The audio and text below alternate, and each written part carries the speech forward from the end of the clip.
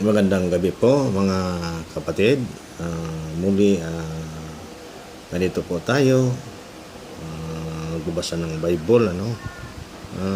May nakita po ako na isang comment, no? Yung sinasabi niya, be a believer. So how to be a Christian believer, mga kapatid? Matindi ito. Hindi naman ako pastor, pero pag sikapan ko po naway bigyan ako ng karagdagang katalinuhan ng ating Panginoong Diyos upang kahit paano makapag-share ako sa inyo para magkaroon kayo ng ideya kung paano maging Christian believer. Pero bago po niyan, manalangin po tayo. Amang banal na makapangyarihan sa lahat, Lord, maraming salamat sa gabing ito. Muli, Panginoon, nagpapasalamat ako sa nangyari nitong araw. Muli, na binigyan mo kami po ng panibagong buhay at iningatan mo po kami sa buong araw. At maraming salamat na nahinto po ang ulan at saka pagbaha dito sa maraming lugar sa Maynila. Kaya maraming salamat, Panginoon, sa awa na pinagkaloob mo sa bawat sa amin. At Lord, naway siya sa atin mga aking puso't isipan. Kung ano man nakita mong karumihan, naway linisin mo kung ano ba na dugo. Patawarin mo ako sa akin mga pagkakasala, ganon din na pinapatawad ko kung mayroon man nakasala sa akin. Ama, maraming salamat. Pinupuri kita at pinapasalamatan sa tanging pangalan ng iyong bugtong na anak ng si Jesus na aming sariling tagapagligtas. Mga kapatid, kung sa marami pong nangyayari ngayon sa atin, hindi lang dito sa Pilipinas kundi sa buong bansa, mga kapatid. Parang masabi natin na hindi ho natin maunawaan, pero ito po ay nangyayari. At alam naman po natin na ang lahat ng ito ay nasa Panginoon ang kontrol, lalo na ngayon na mga kapatid, muli sabi ng gobyerno, magkaroon na naman tayo uli ng GCQ, So, kung mapapansin natin mga kapatid, ayaw natin sa lockdown dahil hindi tayo makapagtrabaho, kaya wala tayong kita, di ba? Pero isang paraan ng Diyos, Ito ng ating Panginoong Diyos para malimitahan ang ating paglabas, ng tao sa loob ng bahay, upang ang buong pamilya ay magsama-sama, mga kapatid, magsama-sama tayo na lumapit sa Kanya o sa ating Panginoong Diyos, So ito na po yung panahon na naway magsama-sama po tayo, dalhin natin yung ating mga anak, apo, lumapit tayo sa Panginoon at magsisi kung ano man ang dapat natin pagsisihan, mga kapatid. Ang problema po, hindi naman po ito na unawaan ng iba, kaya nagagalit sila sa gobyerno. Bakit i-lockdown? Muli, sabi nila bakit lockdown? Hindi po tayo makapunta sa lugar na gusto nating puntahan. Pero mga kapatid, dapat unawain ninyo, ito po yung time, Kailangan po sama-sama na tayong lumapit sa ating Panginoon. Dahil sabi nga, yung year 2020, ay taon ng paghahanda. So, anong ipaghahanda natin kundi yung ating sarili, yung ating mga kaluluwa, dahil po sa pagbabalik ng ating Panginoong Hesus, rapture. Kaya dapat po bigyan din po natin ng pansin ng ating mga sarili, makapaglapit talaga sa ating Panginoon. Alam nyo, kapatid, itong nangyayari ngayon, mahirap ka man o mayaman, makasalanan ka man o hindi, no? Wala ho tayong ligtas dito sa coronavirus na ito. Ganon din sa tribulation, mga kapatid. Kasi ang tribulation, yun ang time ng pag-uusig, no, sa atin. Kaya tayo po dapat makapaghanda, no, sa atin mga sarili, no? Dahil ang tribulation period, mga kapatid, nakasalanan ka man o hindi, ang lahat nating pong ginawa sa buhay natin, ipagsusulit natin sa harapan ng Diyos, no? Kaya kailangan po na tayo magsisi, no? Repent, no? Sa atin mga kasalanan, mga kapatid. Dahil kung wala tayong pagsisisi, no, wala ho tayong kapatabaran sa ating Panginoon. Dahil lahat naman tayo, mga kapatid, makasalanan sa harap ng Diyos, no?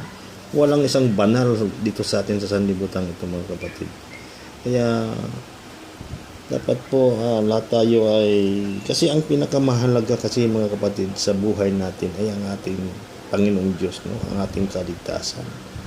Kahit gaano karami ang ating pera, ano man po mayroon tayo sa sanlibutan nito, kung ano man ang may mangyari sa buhay natin, hindi po natin ito madala, mga kapatid. At sa panahon ngayon na malapit na yung end time na tinatawag nila, wala hong matitira dito, mga kapatid, no? Lahat tayo ay mawala sa sanlibutan nito. Ang hindi lang po mawala dito ay ang salita ng Diyos. Dahil ang lahat po nilikha sa salita, no? Dahil ang salita ay Diyos at ang Diyos ay salita, no? At sa pamagitan ng salita, ang lahat po ay nilikha. Lahat po na bagay, makita man o hindi nakikita, ay nilikha, mga kapatid, no? Nanggaling sa salita na hindi nakikita. Yun po ang ibig sabihin, no? At ng bagay po. At ang salitang ito, mga kapatid, no, ay Diyos. At sino ang salitang ito? Ay ang ating Panginoong Diyos na si Jesus. Kaya sabi sa Bible na sa pamagitan niya nilikha, no, ang sanlibutan. Kaya ito po ang ibig sabihin nito. Kaya dapat lang po talagang mag-ingat tayo, mga kapatid, no? Sa mga bagay na ito. Unahin natin ang ating kaligtasan, no? Yung mga bagay na itong atin nakikita, mga kapatid, wala itong halaga, mga kapatid. Ang mahalaga sa lahat yung ating kaligtasan, kung bakit nagsasamba tayo, mga kapatid. Kasi tayo ay gustong mawala tayo ng kasalanan upang maligtas tayo, upang makamta natin ang pangako ng ating Panginoong Hesus, pangako ng ating Diyos na buhay na walang hanggan.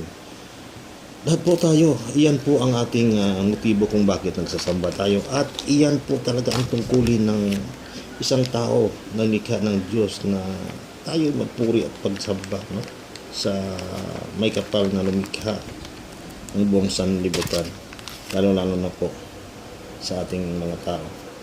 Kaya patuloy tayong manalangin at magsisi, mga kapatid, dahil isa lang po ang makapagligtas sa atin. Only one. Masabi nila na isa lang po ang paraan na makaligtas sa atin, ay ang ating mga panalangin, ang ating pagsisisi, no, sa ating Panginoon, sa ating mga kasalanan. At balik po tayo dito sa sinasabing how to be a Christian believer. Mga kapatid, medyo may kahirapan ito ipaliwanag, pero unaway bigyan po ako ng Panginoong Diyos ng karagdagang katalinuhan. At kung hindi ko man ito masagawa ngayon, marami pang panahon, mga kapatid, no? Bilang isang Christian believer, mga kapatid, kailangan po dito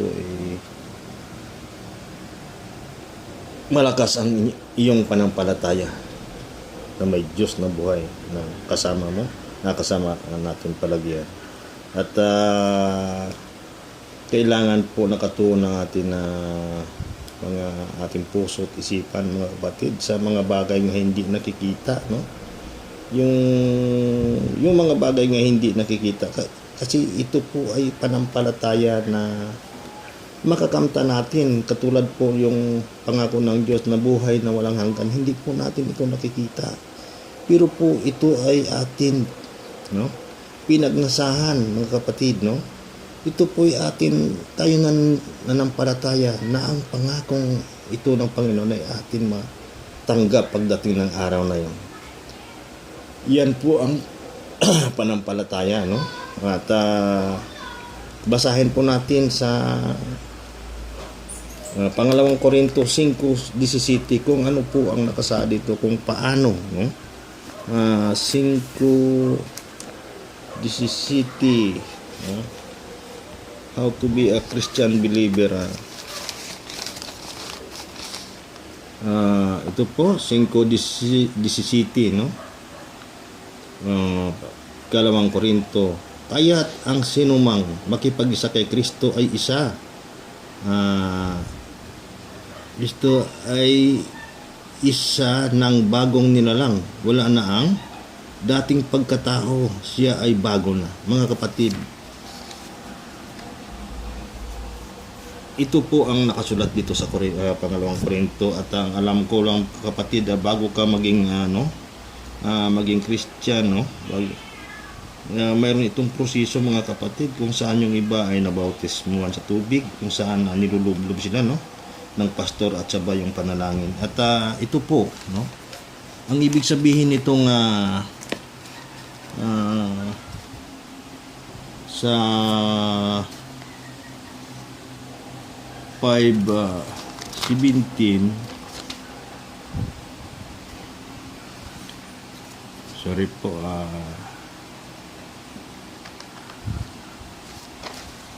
naligaw po tayo, sorry, kasi Korinto, no.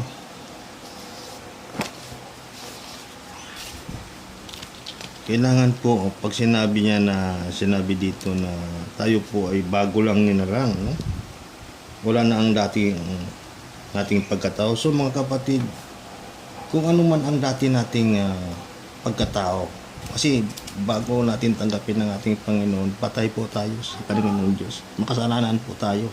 So dito, once na tinanggap natin ng ating Panginoon, no, sa ating buhay, walain po natin lahat po yung mga ginagawa natin na alam natin na hindi kaya-aya sa harapan ng Diyos. Bago na po tayo. Ano sabi niya dito? Bago na po tayo. So anong mga bagay na wala kailangan tanggalin natin, no? Kasi pagkatapos pong tanggapin ng ating Panginoon, mga kapatid, maging dati yung kilos mo yung mga unlimited. So pagkatapos mo tanggapin ng ating Panginoon, maging limited na, mga kapatid. Bakit? Hindi ka na po makapagmura, no? Kontrolado mo na lahat ito. Sugal, sigarilyo, no? Lahat na bagay, mga kapatid, na alam mo na hindi kaya-aya sa harapan ng Diyos. Ito po ay yung alisin, no? Makukontrol ito dahil nga sa nakipag-isa ka sa ating Panginoong Diyos, no? Ang lahat ng bagay, no, na yung makikita, bali po hindi mo ito bigyan ng pansin dahil, mga kapatid, ang lahat na makikita dito sa sanlibutan ito may hangganan, may katapusan, no? Kailangan nakatuon ng ating mga paningin sa ating Panginoong Diyos, no, na si Jesus, dahil siya lang po, no, ang ating patnubay, ang ating tagapagligtas, no, mga kapatid, no. Kaya ang lahat, mga kapatid, ituon natin sa Kanya, no, yung mga bagay nga hindi natin nakikita, no, na kailangan magnasa tayo, no, na maligtas na pagdating ng araw at makamta natin yung pangako ng ating Panginoon, ang buhay na walang kailangan, mga kapatid, paghawakan natin yun. Kung tayo rin po ay magdasal, no, at humingi sa Panginoon ng kung anumang bagay hingingin natin, kailangan po walang kong doubt, kasi kapag mag-doubt, mga kapatid, kapag nananalangin ka nga, nag-doubt ka o dalawang ang iyong isip, mga kapatid, hindi mo ito matatanggap. Kasi mawalan ito ng bisa, no? Kasi ang kailangan po ng Panginoon talaga, ng isang Christian believer na ang mga gawa ng, sabi nga ng Panginoon, kung ikaw ay tapat na nanampalataya, ang mga gawa niya ay kaya mong gawin. Kaya kapatid, gusto mong maging Christian believer, no? Bukas mga kapatid, na subukan natin na balikan ang 10 utos ng Panginoon. Diyan po malalaman natin ang mga bagay-bagay dapat natin, no, maging guide para makamtan natin na makipag-isa sa ating Panginoong Hesus at tawagin tayo na Christian believer. Mga kapatid, wala na po tayong oras, no? Limited tayo. Ama, maraming salamat, Panginoon, na binigyan mo po muli ng kaalaman na makapag-share ng iyong mga mabuting balita mo, Panginoon, upang marami pang kaluluwang makaunawa at maligtas, Panginoon, pagdating ng araw. Maraming salamat, Ama. Pinupuri kita at salamatan sa tanging pangalan ng Hesus na aming sariling tagapagligtas. Mga kapatid, bukas naman po. Maraming salamat. Bye.